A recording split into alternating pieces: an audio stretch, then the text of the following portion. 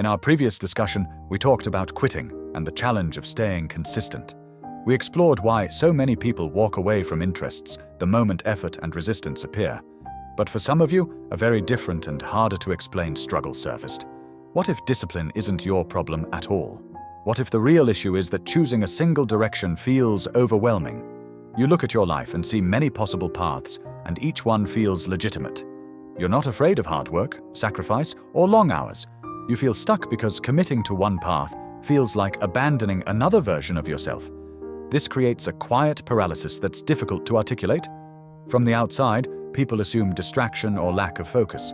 Inside, the anxiety grows as your greatest strength begins to feel like a burden. First, having too many meaningful options can create paralysis. You're not frozen because you lack motivation. You're stuck because every option feels connected to who you are. Choosing one path feels like shutting the door on several other possible lives. The tension comes not from fear of effort, but from fear of loss. Others may call this indecision, but that label misses the truth. Your curiosity is broad, and forcing it into a narrow lane feels unnatural and painful.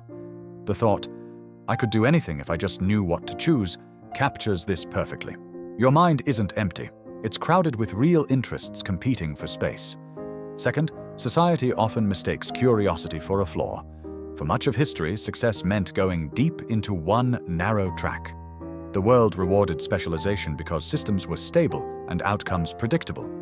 In that environment, long-term focus in one direction made sense. Those who shifted interests were labeled unfocused or unserious. Terms like jack of all trades carried quiet judgment. Curiosity was framed as weakness instead of potential. The discomfort you feel doesn't come from your interests. It comes from being evaluated by the wrong standard. Your mind is being measured against a model it was never designed to fit. Third, the world has changed, but the advice hasn't. That old guidance worked when rules stayed consistent and feedback was immediate. Psychologists call this a kind learning environment, stable patterns, predictable results. Today's world is very different. Rules change quickly, feedback is delayed, and problems rarely repeat in the same form. In this environment, extreme specialization can become a liability. What worked yesterday may not translate tomorrow. Your discomfort isn't failure, it's friction between your wiring and a rapidly shifting world. Fourth, this is why a single rigid identity can feel like a trap. Specialists are still valuable, and depth absolutely matters. The problem arises when specialization is treated as the only acceptable path. When one template is used to judge everyone, many capable minds feel broken. If your brain naturally connects ideas across domains, a single label feels suffocating. You're pressured to compress yourself into a title that never fully fits. The resulting self-doubt isn't about competence, it's about context. Your mind was built to move between fields, not stay confined to one box forever. Recognizing this removes much of the shame around not choosing just one thing. Fifth, thinking in shapes can clarify your path. Instead of job titles, think about how knowledge is structured. The I-shaped person goes very deep in one narrow area. The dash-shaped person spreads wide, but never develops enough depth to feel stable. That shallow shape creates anxiety because there's no solid foundation.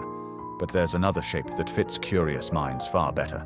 One that allows both depth and range without forcing you to erase parts of yourself. Seeing your journey this way replaces confusion with direction. Sixth, the polymath shape transforms curiosity into value. One of the most effective models for a curious mind is the M-shaped path. This allows you to build deep skill in more than one meaningful area. Each pillar provides stability, confidence, and real competence. Your other interests don't vanish, they become connectors between these pillars. What once looked scattered becomes integrated. You stop feeling fragmented and start feeling whole. Value emerges not from knowing everything, but from linking ideas others keep separate. Seventh, far transfer is the hidden advantage of this kind of thinking. Specialists often apply skills to problems that look almost identical to what they've seen before.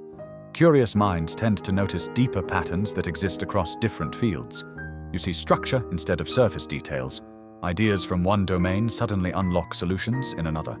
This is how creativity becomes practical insight rather than random interest. Your varied experiences form a mental library you draw from when facing complex problems. Eighth, serial mastery replaces the pressure to do everything at once. Trying to develop every interest simultaneously leads back to shallow progress. A better approach is committing deeply to one focus for a defined season. That season doesn't lock you into a lifetime identity, it simply builds one strong pillar. 6 to 18 months of real focus creates fluency instead of surface knowledge. When curiosity naturally settles, moving on becomes intentional. This isn't quitting, it's graduating. And the depth you build stays with you long after your focus shifts. Ninth, stability can support exploration instead of restricting it. A stable job doesn't have to suffocate your curiosity. When chosen wisely, it becomes a foundation that enables exploration elsewhere. Low-drain work preserves mental energy for learning and creativity. Stability reduces anxiety and removes the pressure to make every decision define your identity. Curiosity flourishes when survival isn't constantly at risk. Your job becomes a tool, not a verdict on your worth. 10th, external systems free your mind to create. Curious minds generate more ideas than memory can safely carry. Holding everything mentally leads to overwhelm. External systems, notes, writing, archives, give ideas a place to rest. Captured thoughts can return later with new relevance. Interests that seem abandoned often resurface when contexts change. This is how scattered curiosity turns into long-term creative output. Ideas become bridges instead of loose ends.